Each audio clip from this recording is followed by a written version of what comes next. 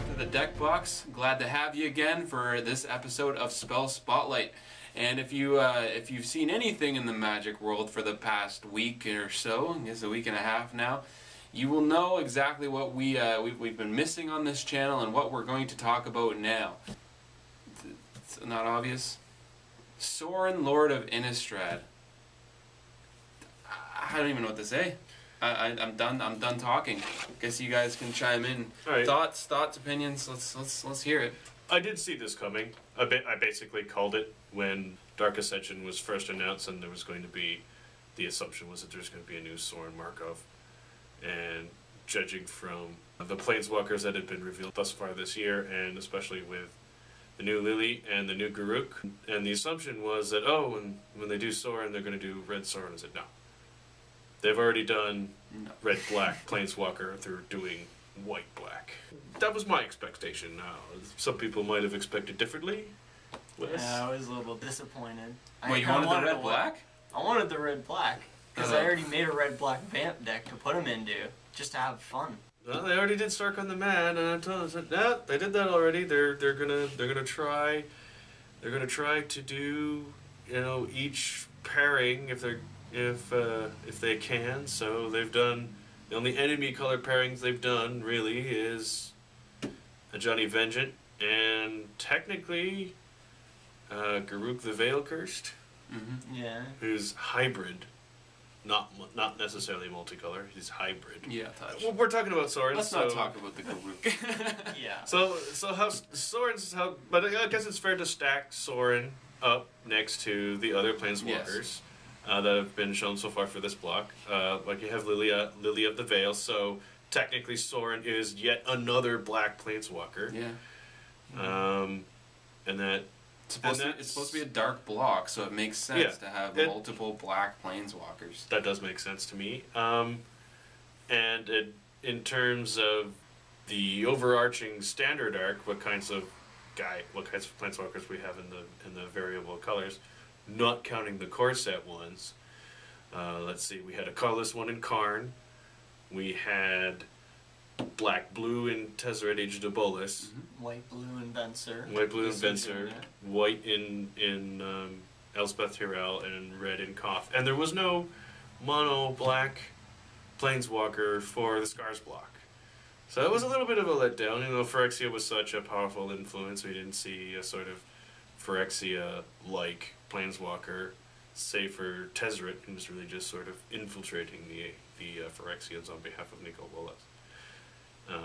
And now here we are. We have more black Planeswalkers showing up in Innistrad, and I think it's a good thing. I think it's a long time coming. My complaint is that it looks like we're going to be a little light for green to balance it out. As the only green Planeswalker in the non-core sets, including the Scars, is Garruk. In terms of the variety of the Planeswalkers that we have, this is a nice addition. I do like seeing some more enforcement, some more encouragement to go into the enemy color pairings, in this case white and black. I like that there is more support for it through making really good stuff in that color.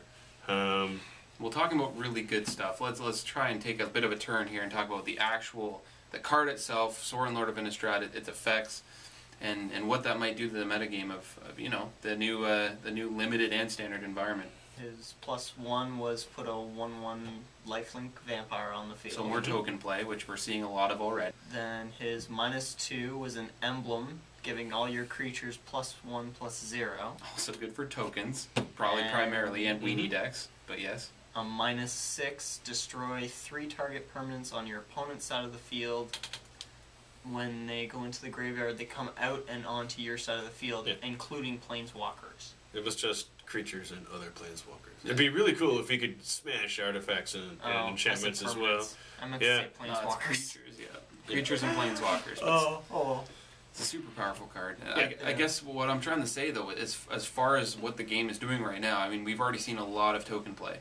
Like, recently, tons and tons of token play. And, I mean, with this kind of card, I mean, he's good for other things as well. Obviously, he's a very decent card.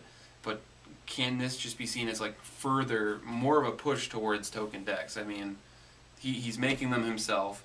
He's amping everything. So if you have tons of stuff, that's more bonus for you. It's pretty ridiculous. As a 4-drop, it is something that your opponent will have to respond to right away.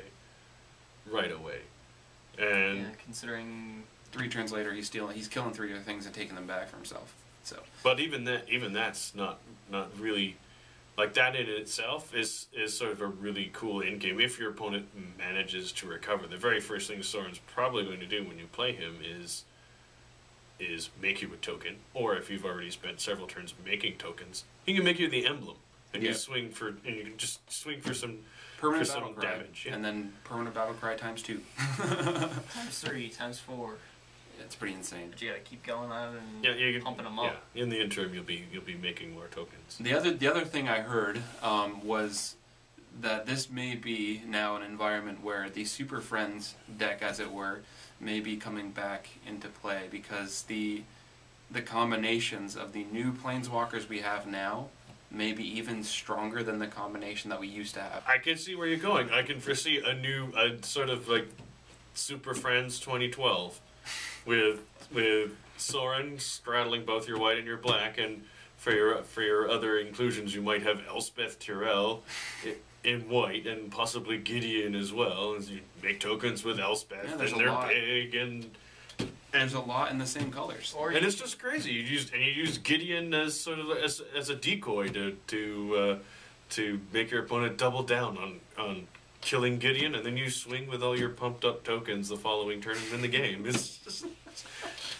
and in the interim, you have Liliana of the Veil in black to sit there and make your opponent sacrifice stuff. So they can't do anything. Not to mention, you could always just do the Esper, white, black, blue, Venser, And then you have the splash blue. I mean, it's kind of crazy to think about the fact that you already have, like, what, 4 Planeswalkers and within 1 color? Yeah. That's, or well, within 2, but I mean, without going out of 2 colors, you have 4 Planeswalkers right there you can play.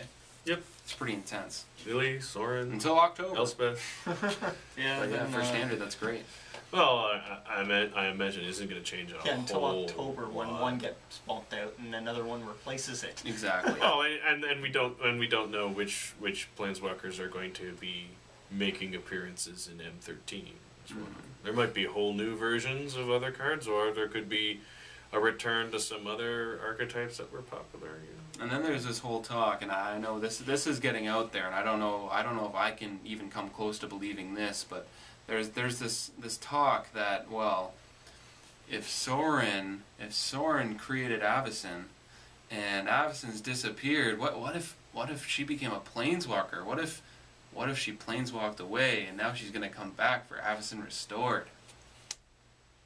I honestly haven't heard talk, but that seems interesting. It seems far-fetched. It would. She would account for being an actual mono white Planeswalker for this set. However, I would kind of doubt that. Yeah, so would I. I think pretty well the Planeswalker numbers have been more or less slotted, because Avacyn Restored is going to be a big set. I would expect no more than 2 Planeswalkers in that set, and one of them's going to be the blue-red guy. My only other thing is, if the set is called Avacyn Restored, it's talking about one certain angel being thing. How are they going to just print that card and be, oh, it's a mythic, it's an angel, it's really damn good? Like, how do you... I don't feel like that's even good enough. If a whole set is named after this chick, she should probably be a Planeswalker. I mean, Yeah. I don't know. I don't know. Okay, like you said, it does account for why she disappeared. The only problem in it is the completely unbalanced amount of white Planeswalkers, in my mind. That's the only issue. There would be a lot of white Planeswalkers in this current standard format. You'd have basically 3. Yeah. Well, in general, there is a lot compared to all the other colors. That becomes an issue to me. Yeah. But So that's why I say Sorin Markov. Sorin, not Sorin Markov. Sorin, Lord of Innistrad is probably going to be the only white Planeswalker we see in this block. I'll ask you a specific question. What were your thoughts when you first saw Sorin, Lord of Innistrad spoiled on the internet? I was very disappointed he wasn't in red, but that's beside the point. I still like it. I told you it wasn't gonna happen. I did. I told you. Oh, I'm allowed he's so to cool if he's dream. red. No, he's not going to be red. He's not. I'm allowed to dream. I suppose so. And what else though? After your disappointment settled, I immediately thought of my white-black. He fits perfectly. How did I know you would say that? What? He does fit perfectly. It is kind of a no-brainer, but you know, I get that. I guess everybody prepare your white-black decks for Sorin. Oh, I was super excited, but you all know that by the smile that's been on my face the whole time talking about it. All right, so I guess before we run on anymore, the last thing I want to leave with is Sorin, Lord of Innistrad. Will you play it? What kind of deck will you play it in? I might end up just splashing a bit of white in a black deck I already have. Maybe I might actually play white in standard for the first time in many years. Never plays white ever. It's not a principle thing. It's not an intransigent sort of principle that I have with not playing white. It's just I haven't been particularly dazzled with white in a long time. I might splash white in a black deck just to play Sorin. Okay, Wes, thoughts on playing Sorin? I'll definitely have him in my white-black Punisher deck, teamed up with Thalia and a few other things that just make it nasty. Yeah, should be pretty disgusting. If you looked at the last video, you'd see that I have a deck already named Sorin's Home at the moment, because he'll come home soon, hopefully, and he'll make his way into that deck. I'm excited for him. So, anyways, thanks a lot for watching, guys. Really, really appreciate your views. Hope you enjoyed. Hope you learned something. Probably didn't, but I hope you're excited as we are. And we'll see you soon for draft practice. Roll for choice, guys. See ya. Bye.